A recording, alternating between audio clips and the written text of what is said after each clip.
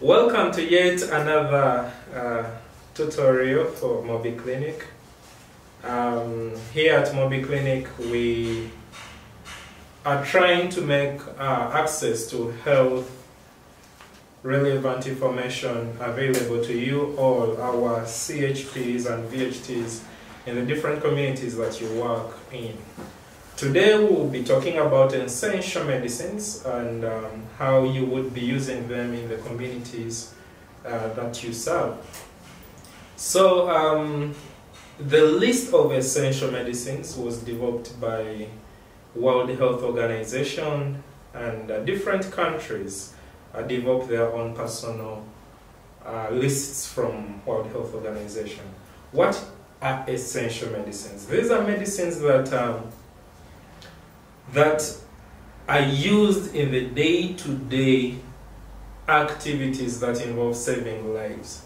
We are sure that if you have these medicines stocked within your custody, you're able to save more lives. Okay, we'll just dive in and just get to know what are the essential medicines that we have in our day-to-day lives. I'll try to just speak about what is readily available within your reach and what is given to you by the Ministry of Health. For starters, we'll just talk about pain medicines. You all know these pain medicines. We have drugs like paracetamol, which everybody knows as Panadol. We don't call it Panadol, it's paracetamol, because it can come as cetamol, it can come as Camadol, it can come in very many different formulations, but it is basically paracetamol. And this is just, it's the basic painkiller that Ministry of Health gives you. And you know the dosage. Usually an adult takes 2 times 3, that is 2 tablets every 8 hours. And paracetamol helps in basically taking away the pain, and we would call them signs of inflammation. We have signs like loss of function. Let's take an example that a bee stung you around here. You will have the pain, the place will swell, and you will lose function. You won't be able to use this whole arm. So paracetamol would help you with all those symptoms basically. And again, it is a good, we call it antipyrectic, which basically means that it helps to calm down the fevers. Now we've lost a number of children, a number of mothers, a number of patients just because their temperature goes high. If you've noticed as a VHT that when the temperature is extremely high, especially in our children, they'll start convulsing, and that can lead to death or even bring a number of effects such as brain damage. So you actually don't want to have a high temperature, even though the body is just trying to help by raising the temperature. So whenever that happens, as a VHT, as the primary responder to these emergencies, you want to give somebody paracetamol. So the dosage is basically 2 times 3. And for the children, it will basically be 1 times 3, or as guided by a doctor on the Mobi Clinic application. I will again talk about ibuprofen, which you commonly call brufen in your communities. Yes, it serves the same role as paracetamol. Maybe just to finish up with paracetamol, we don't give paracetamol in people who have liver disease. How do you know that somebody has liver disease? They will probably have their stomachs swollen, they will have their eyes very yellow, or you can just basically make that phone call or consult to your doctor, and then they'll be able to guide you better. Why? Because if somebody has a liver disease, they won't be able to make use of paracetamol. It will just accumulate in the body and therefore kill them. So going to ibuprofen, which you call brufen, it serves the same role. Where you don't have paracetamol, you may use ibuprofen. And I'm saying this, just the two drugs are readily available in your atmosphere as a VHT if you are within Uganda. Yeah, they're readily available. Even East African countries, it's just the two basic drugs that we use together with maybe diclofenac. Yes. So it is the same thing. You will swallow 2 times 3 for an adult and 1 times 3 for a child. And mainly one thing with ibuprofen and maybe diclofenac is that you don't want to give it to somebody who has ulcers. So you want to ask your patient whether they have ulcers or not before you give this, as it can worsen the ulcers. So if somebody has ulcers, instead of giving ibuprofen or diclofenac, you give paracetamol. And if somebody has a liver disease, you give ibuprofen or diclofenac. And that is mainly with painkillers. I don't know, there are very many painkillers that I can think of, but in your day-to-day lives, these are the 2 main painkillers you're going to work with. Next, I would like to talk about allergy medicines. Allergy medicines, you've noticed that we have a lot of allergies. For example, people in Uyukwe district, you have a lot of dust within your atmosphere. So it's only natural that people are going to come through with a number of allergies. It could be their nose, it could be their eyes, it could be their ears, it could be just their skin. So it's just going to come in a different way. Probably the eyes will be very itchy, the nose would be very itchy, or they will have a flu or a cough, or they will have their skin very itchy. Probably they've been playing in the grass and a number of things. So what drugs treat this, and what drugs are readily available in your atmosphere? We'll talk about a drug called prednisolone, which you call calicaprid. Prednisolone is a drug and in the same category with dexamethasone, mukaitaka dexa. So these drugs would help a lot with your allergies, with you having allergies or your patients having allergies. Again, you can always confirm with your doctor on the application to make sure that you want to give the right medication. So this is like a strip of dexa. I know you can even buy this on the shop, and we usually swallow 1 tablet 2 times a day, or you can basically ask the doctor in case you need to add just these dosages. And with the prednisolone, we swallow 1 tablet 3 times a day again, or always ask your doctor on the application to be able to guide on adjusting these dosages. Then again, once you use either of the drugs, either dexamethasone, which you call dexa, and prednisolone, you want to add something like cetirizine. I know you guys have cetirizine in your atmosphere. At least the Ministry of Health gives you cetirizine. Or something we call pyriton in your atmosphere, which is basically chlorpheniramine to us doctors. So those also help with allergies, and they will help you relieve the allergies as you bridge that consult with your doctor to make sure that you manage the patient effectively.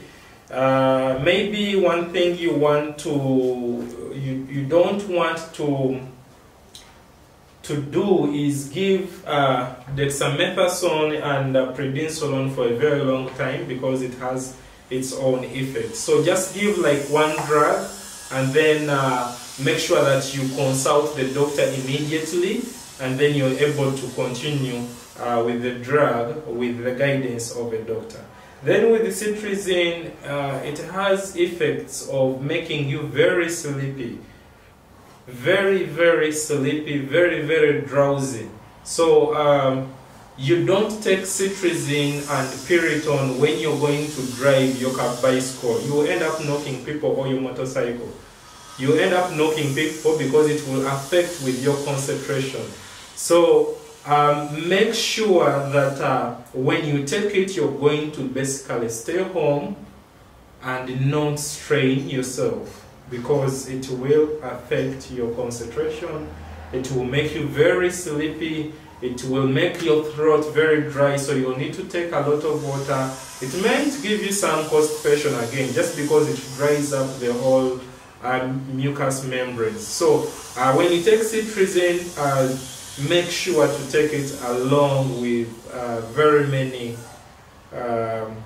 or very much drinks mainly. And again, I will advise you as our VHTs, as our CHPs, to make sure that you do the immediate response by giving maybe one drug, and then you consult the doctor and they're able to tell you how to proceed with that very drug, or even put in another drug. Yeah, maybe next we will talk about poisonings. I'm sure in Buyukwe district we have, and not just in Buyukwe, but also the very many communities within East Africa, we have a lot of poisonings going on.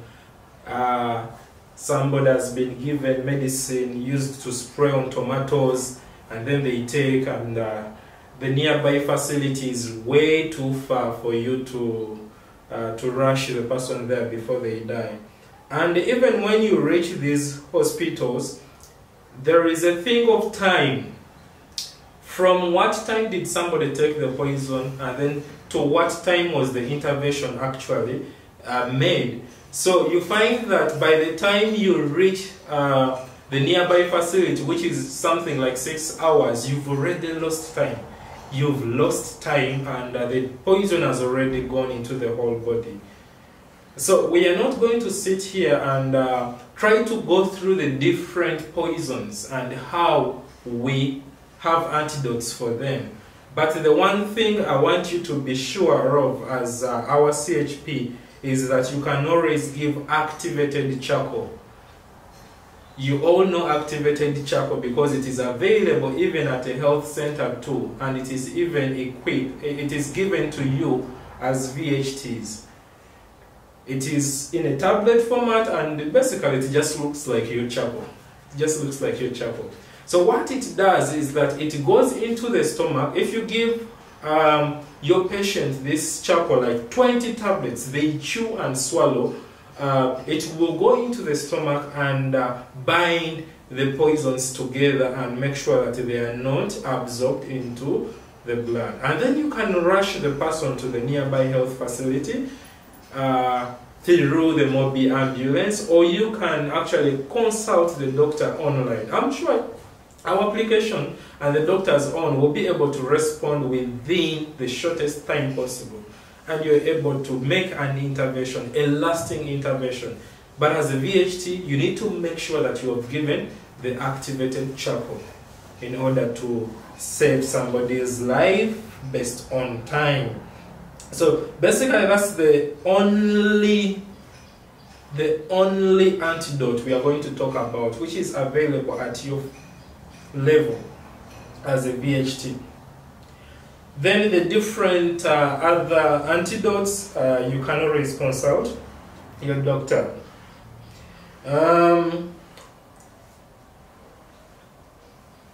And also you want to know what exact poison that somebody took before you actually call your doctor, because you need to give them the information they need to make the right decisions for you to execute. So try to understand, did somebody take herbs, did somebody take rat poison? You just identify that, then you make the call while understanding what exactly your patient took.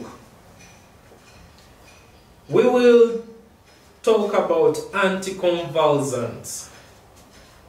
Now, from the word convulsion, which basically means seizures, we come up with drugs called anticonvulsants, which are drugs meant to prevent different seizures. So these drugs, there are not very many available for you, but we understand that most of these seizures happen in the community, because if they happen in the hospital, I'll be right there to fix them.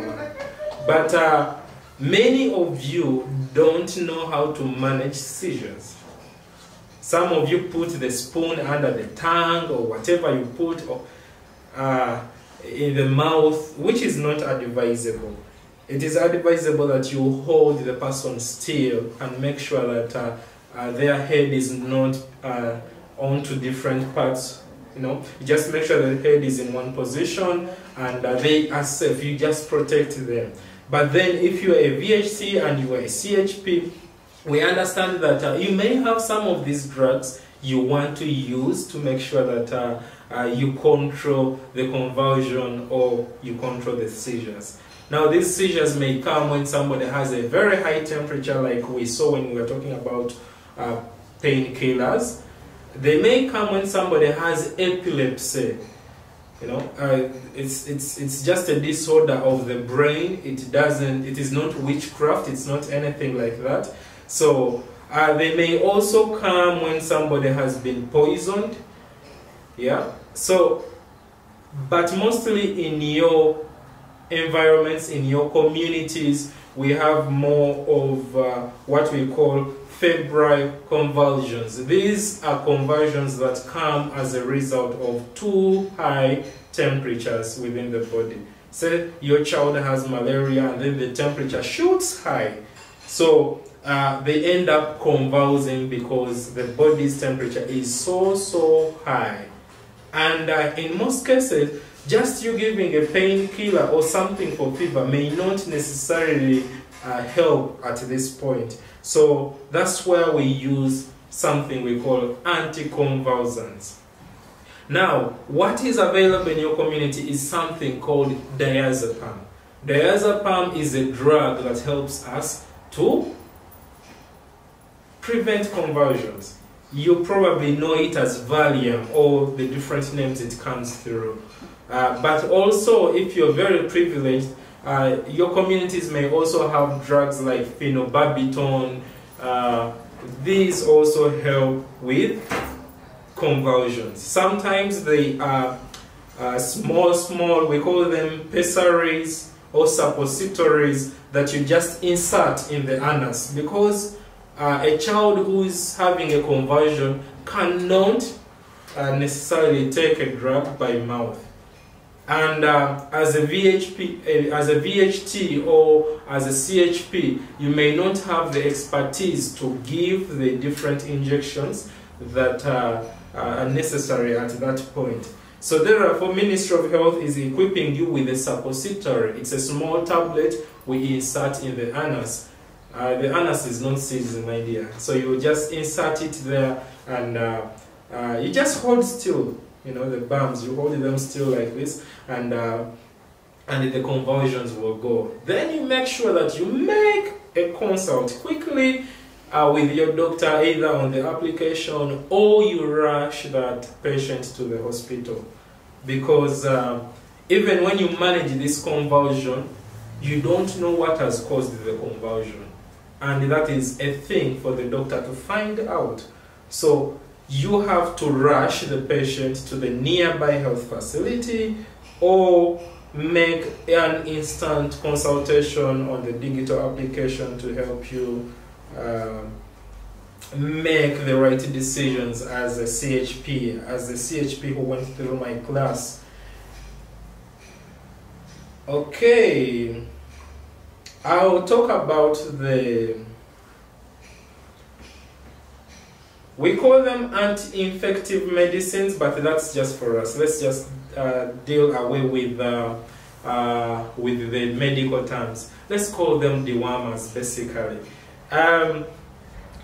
You all know dewormers because by the ministry programs, you are all certified dewormers. You give these dewormers to the communities. You have programs like under 5 immunizations, which you VHTs are very involved in, and you're the crucial people within such programs. So when we talk of drugs like mebendazole, when we talk of drugs like albendazole, mebendazole, and then for some people who are on the lake shores, for example, around Uyukwe, we have diseases like bilharzia. So you know drugs like praziquantel. These are drugs that are used in deworming.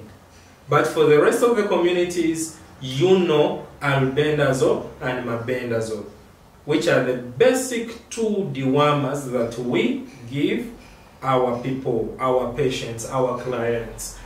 Albendazole can come as a single tablet, or it can come as a syrup, as we will show you. And mebendazole can come as a single tablet, or it can come as 5 tablets at once. So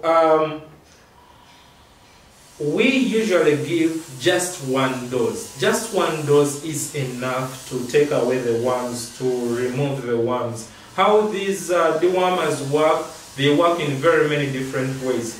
They can paralyze the worms. They can increase the speed at which your intestines move, and that's why you will have diarrhea once you deworm. They can, there's a lot of science in there we will not go into, but those are the major ways these dewormers will work. And therefore, it is very, very advisable you give these dewormers on an empty stomach, usually very early in the morning before somebody takes something. Because we want these dewormers to find the worms they are ready to eat.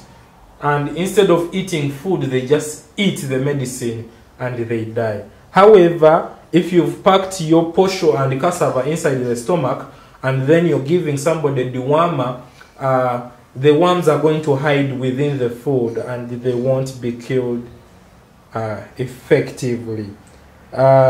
So those are the 2 main drugs, albendazole and mebendazole, that we use for the purposes of deworming. But also, once we are talking about anti-infectives or drugs that actually kill microorganisms, we will also talk about antibiotics. Now, I've seen some of you know a lot of these antibiotics to the extent that you are abusing them. Just because you know a drug called cefixime, you want to prescribe it as a VHT. No. Prescribe the drugs with some guidance. And I'm not sending you to prescribe. I'm sending you to consult with your doctors at all points that you need to give these drugs. If there is any time that there is a quick emergency, again, we have systems on ground to help you do that.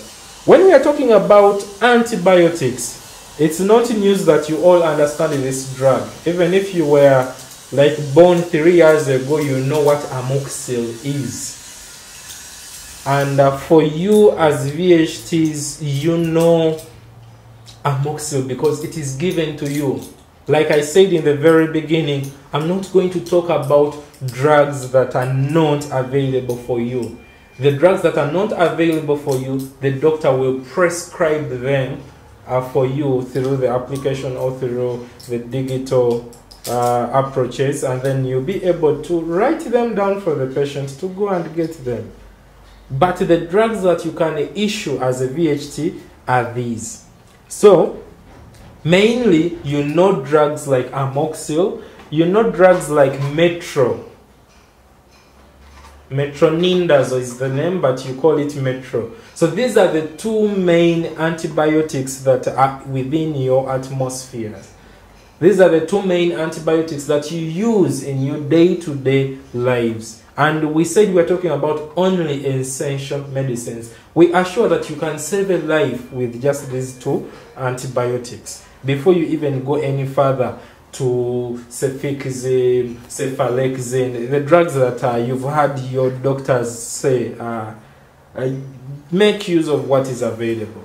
So a drug like amoxicillin is a capsule. It's not a tablet, it's a capsule, which you can give as a 2 times 3, that is 2 capsules every 8 hours, or 1 capsule every 8 hours, depending on whether you're dealing with young children or adults. But also we have syrups of amoxicillin for the young children. But I'll caution you when it comes to young children that always talk to your doctor, and then you will get the actual calculation on what you will give your client. So this is basically amoxicillin. We don't want to abuse amoxicillin and any antibiotic. Why? Because if you abuse these drugs, you just have a flu and cough and you want to give amoxicillin, then what will happen when you have typhoid? Your body will be so weak and it won't be able to use amoxicillin to fight the bigger infections because it is so used. The infections are so used to the amoxicillin. Yes, as much as these drugs are available for you, do not use them recklessly because they have gross effects. These effects can be such a thing that I've described, which later translates into money. You have to spend a lot of money because now you will need higher drugs for us to treat a small condition. So let's give amoxicillin only when it is necessary, only when the infection is so big, only when the doctor has prescribed amoxicillin. As simple as that. And my dears, amoxicillin is not a capsule that we have to separate. Let me remove just one capsule like this. We are supposed to swallow it the way it is. We are not supposed to remove and then put the powder on a spoon. No, that's not the way it works. There is a reason why this capsule was made a capsule and not a tablet. So I've seen some of you actually open and you put the powder on the wounds. That is not right. Please tell your members, tell your clients, that is not right. These are the issues that later on bring what we call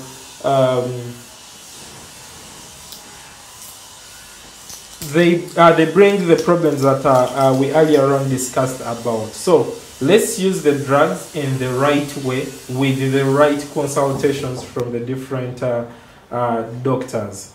That is mainly amoxicillin, which I've described. There is also a syrup for that. Okay, like I earlier on talked about metronidazole, it's also a drug that you usually have.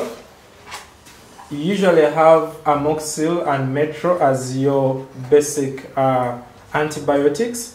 This is 2 times 3. It is very good for infections within your stomach, while amoxicillin would be basically good for any infection until your doctor gives you a better option.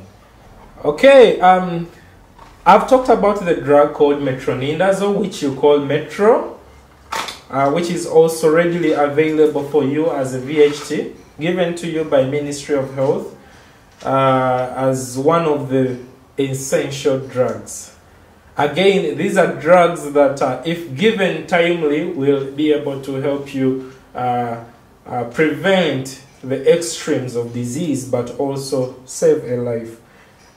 A drug like Metro is mainly used to treat infections within the stomach and areas where there is no oxygen. For example, UTIs, among others. So it's basically a tablet, and it has a metallic taste if you've tasted it. We swallow 2 tablets 3 times a day as adults, and the children will always swallow 1 times 3. Then children less than 8 years, please always first ask a doctor. And then I always caution you that give one dose and then ask the doctor. Ask the doctor. They are just a text message away. They are just one phone call away. And then they will guide you on how to proceed with the different medications. You probably call this flagile within your communities. And I like the fact that you always go to the drug shop and say, can I have flagile? Especially when you're having hangover. Caution, you should never take flagile or metro when you're drunk or when you've been drunk the night before.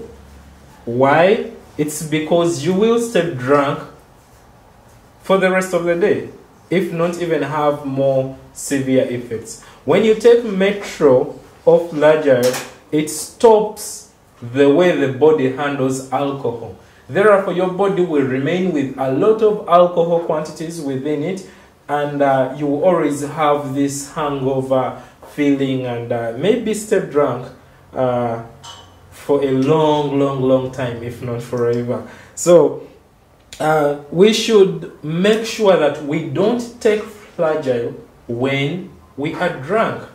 When you're taking alcohol and you've probably eaten some muchomo from Najembe, and you notice that you have a diarrhea, yet you're drunk, never take flagile.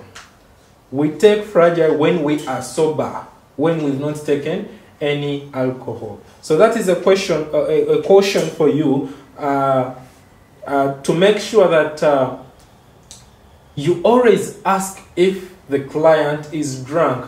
I don't know what they would answer, but make sure that they are not drunk as you're giving this.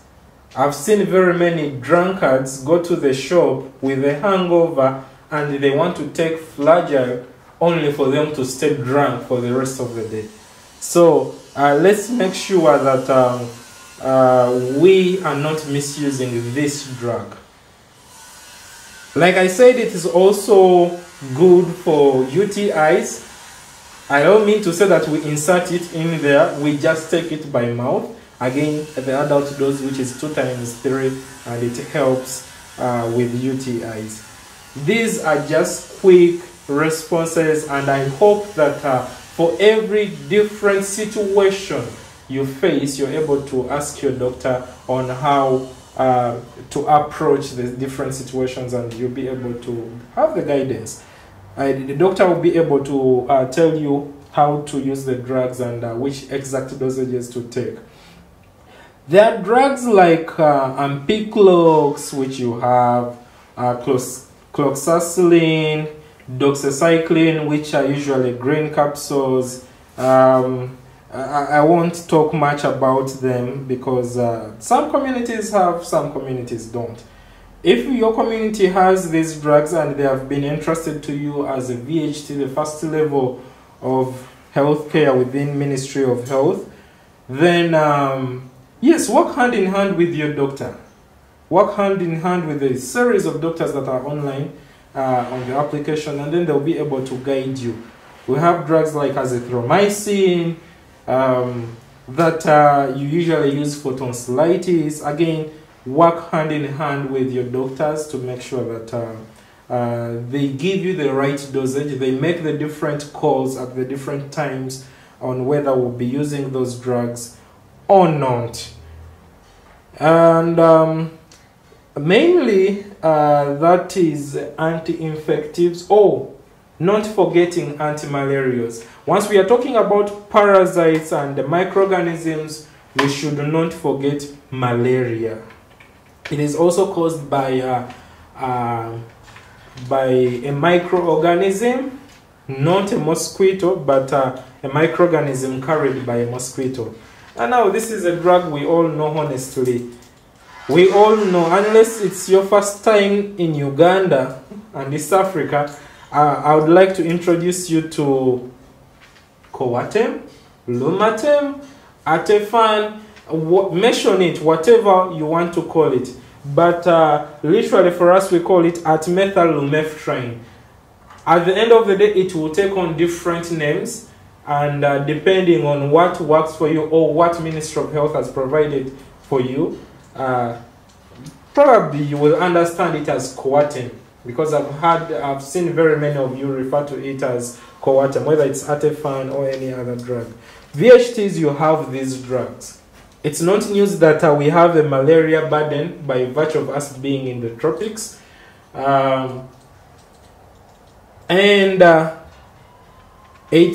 Malaria is by far one of the most common cause of hospital admissions and deaths within the country, Uganda.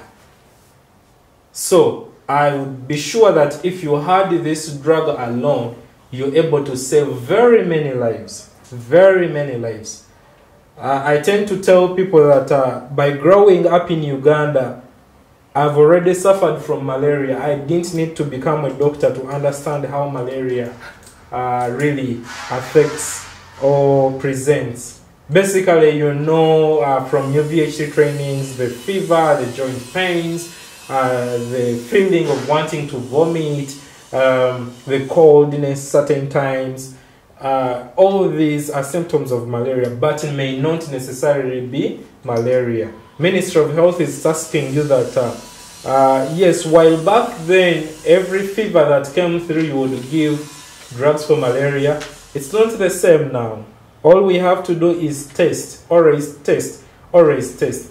And I know the same Ministry of Health has given you malaria test kits, RDTs. You know those white things where you prick and put blood and then you're able to tell whether somebody has malaria or not. Yeah? So you're able to diagnose malaria even within your local setting as a VHT. Therefore, I expect you to be able to use this drug at with the most capacity that you can. So you all know that with an adult, basically 12 years and above, or rather 13, 14, we use 4 tablets 2 times a day. And with as the ages go down, like from 12 to 10, 11, and 9 down, the drugs will keep reducing from 4 to 3 to 2 to 1. Now, this is usually on the leaflet inside the box. It is very clear. Sometimes it's even on the pack itself. It will show you that from this age to this age, you'll give 2 pills or you'll give 3 pills. And sometimes they do this in form of kilograms. We hope that someday all CHPs and VHTs will be able to have weighing scales, and you'll be able to measure the weight of your client, and you're able to give your drugs based on the weight, which is the most accurate way. But in cases where that is not, then let's use the leaflets that are always available within to guide us. Or we can basically ask the doctor online. You just make a phone call and they're able to tell you how to give the drug and how to take the drug. I know we are having syrups that are coming through of the same thing for children who cannot necessarily swallow the tablets. Yeah, and they are also available to you. Again, your doctor will be able to calculate the meals that a child will be able to take and guide you on how to give the drug. Maybe the one thing you need to know about a drug like Coartem, a drug like Artefan, a drug like Lumatem, a drug like what is this brand I'm having here, Lariact, something like that, is that it is best absorbed within fatty areas, fatty solutions, fatty foods. I'm sure most of you have noticed that your doctors will be able to tell you that you take this with milk, because milk is a fatty liquid. It does not necessarily mean that if you don't have milk you won't take the drug. You can take the drug after eating food which has oily foodstuffs, or basically a peanut paste which also has oil in. So I mean, the oil helps with the absorption of such a drug. You can still take it with water, but the beauty is when you take it with a fatty substance, a fatty liquid, an oily, fluid or juice or soup, is that it will be absorbed faster. Yeah, so let's not restrict patients to not taking if they don't have milk. What if they cannot afford the milk? Yeah, let's think outside the box. If you have your silverfish or anything, they can still eat their meal very well, a very fatty meal, and then they're able to take the drug. It should still help. Having talked about the anti-infectives, basically the antibiotics and then antimalarials, which are the main drugs that you're dealing with as VHTs. We will talk about medicines affecting the blood. VHTs, you're very part and partial in maternal health. You recruit mothers onto antenatal care. You follow through and follow up with the different visits. Sometimes even you're working at the different facilities that are offering antenatal packages. And then you've always noticed that we give drugs like folic acid, ferrous sulfate, or a drug called FEFO, which combines both folic acid and ferrous sulfate. And usually the reason you give is because we want to increase blood. And that's right, it's right. Though it's not entirely the only reason why we give such drugs. Literally, a mother would be able to take these drugs even when they start thinking about having a baby. Because basically these drugs help in the genome formation of the whole body, the cells, the different cells within the body. And you're forming up a baby. Honestly, you will need a lot of these drugs, and your body cannot exactly provide enough of this. So we try to make sure that that we supplement the body. You will ask a question like, our parents didn't take those tablets, and how is it that they were able to give birth to us? Yes, they are able, but this is just to supplement. This is just to ensure that there is no risk. Yeah. So we need to understand these drugs as well, because they are entrusted to you as a VHT. What are drugs that affect the blood? These drugs help in the formation of blood and the different body cells within your body. Basically the children, and then the mothers that are pregnant.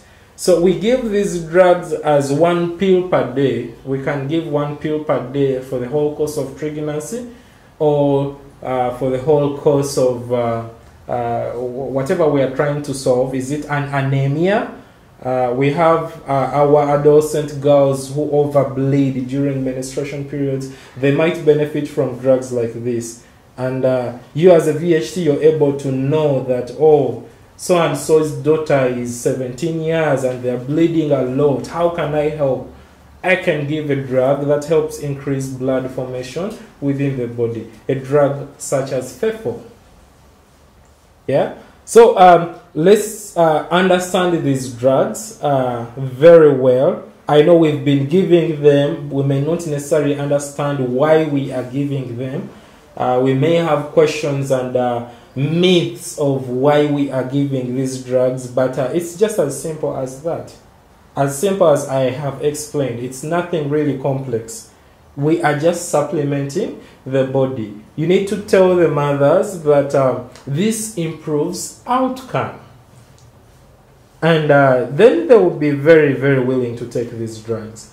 So, yeah, they are available at the different health centers, even a health center too. Even you, a VHT, is given these drugs. And again, it's just the whole point of somebody not having enough blood. You've seen doctors check if somebody has blood. I know they have taught you how to check if somebody has enough blood. You check the fingernails, the palms, the the lips, the inner lining of the lips. They have taught you all this, even with the previous trainings from Mobi Clinic. So I expect that all of you are able to identify and understand anemia, which is basically less blood within the body. So this drug comes in to help you solve such problems. What drugs have I left out?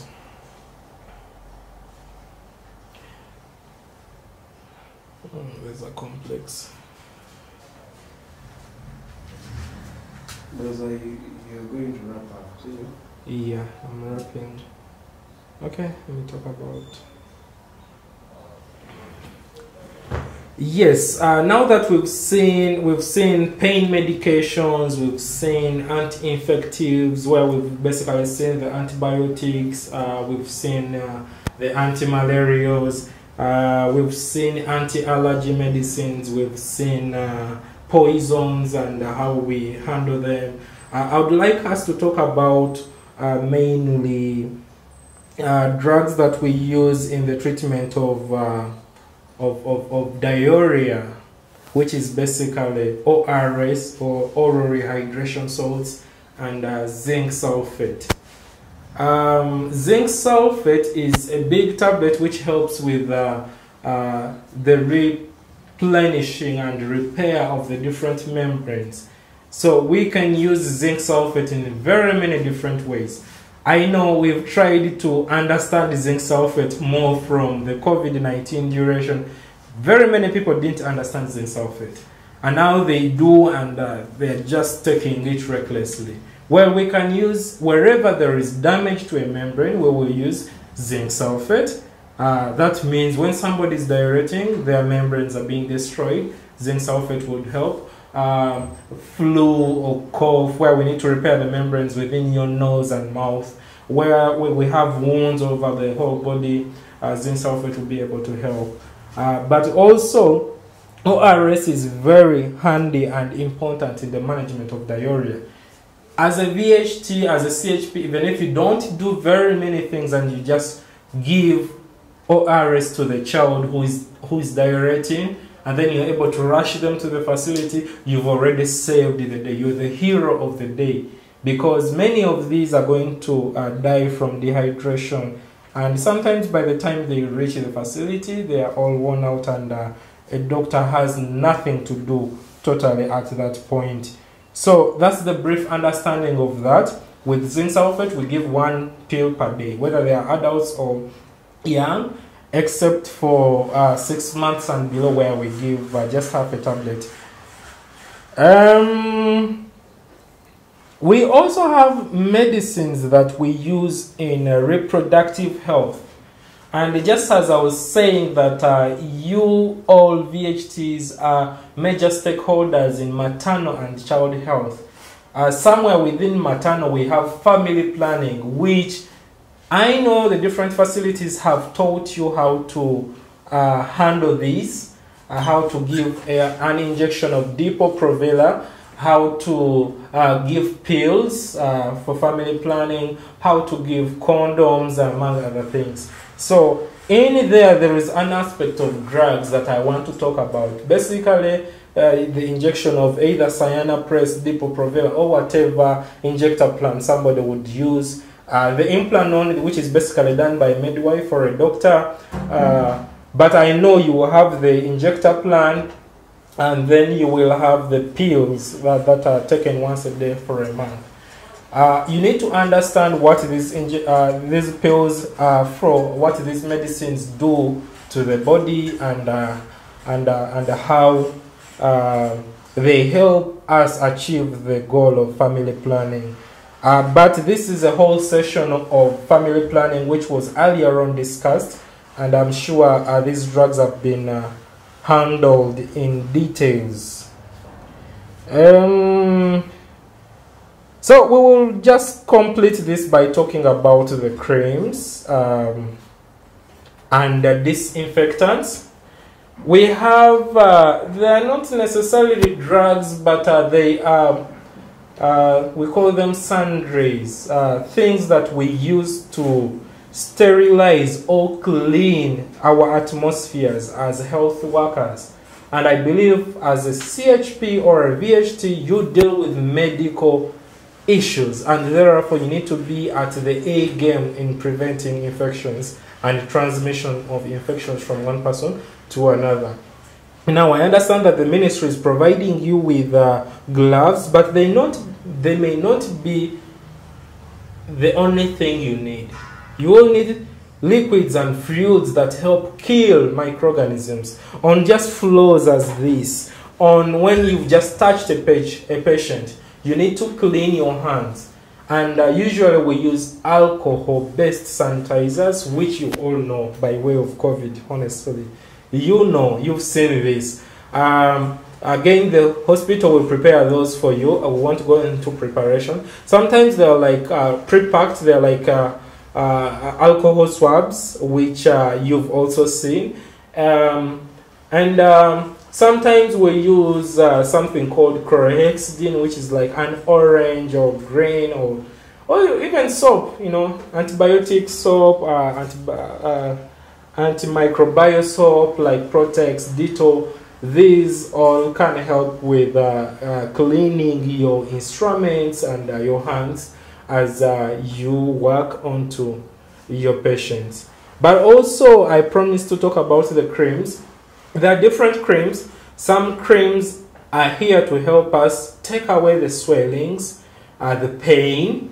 Creams like diclofenac, which you call Diclodegel, deep heat cream, betamethasone cream, which will help with stings and allergic reactions, something like that, hydrocortisone cream. But also we have creams that are basically killing microorganisms.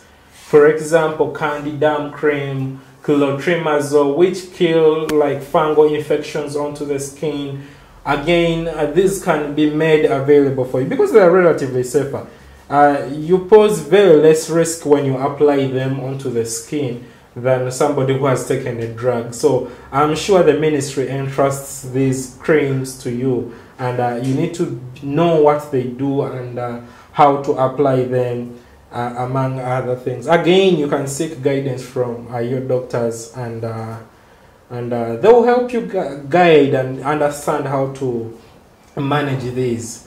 Again, I would like to thank you for having this session with me. It's not easy to talk about drugs.